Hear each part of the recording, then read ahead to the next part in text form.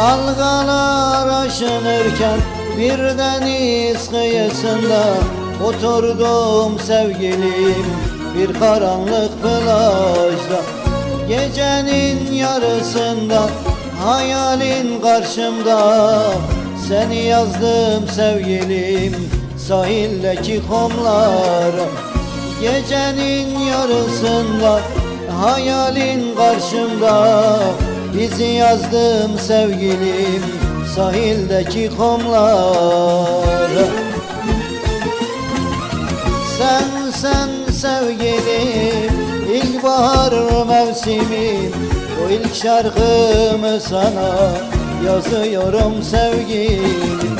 Sen sevgilim, ilkbahar mevsimim, o ilk şarkımı sana yazıyorum sevgilim.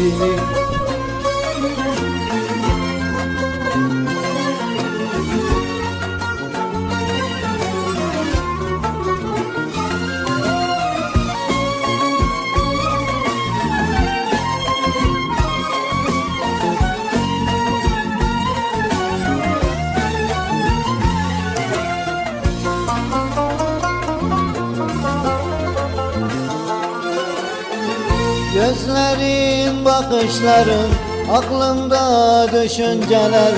Aldım elime kalemi, koydum önüme düşler. Gecenin yarısında hayalin karşımda, seni yazdım sevgilim sahildeki kumlara.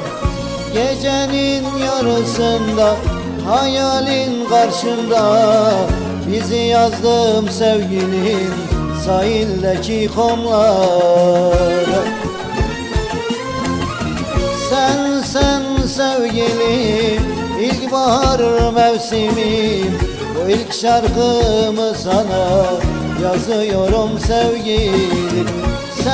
Sen sevgilim, ilkbahar mevsimim, o ilk şarkımı sana yazıyorum sevgilim.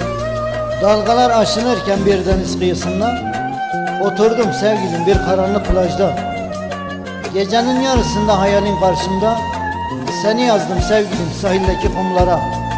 Gecenin yarısında hayalin karşımda, bizi yazdım sevgilim sahildeki kumlara. Sahildeki kumlara, sahildeki kumlara. Sen sevgilim, ilkbahar mevsimim, o ilk şarkımı sana yazıyorum sevgilim. Sen sevgilim, ilkbahar mevsimim, o ilk şarkımı sana yazıyorum sevgilim.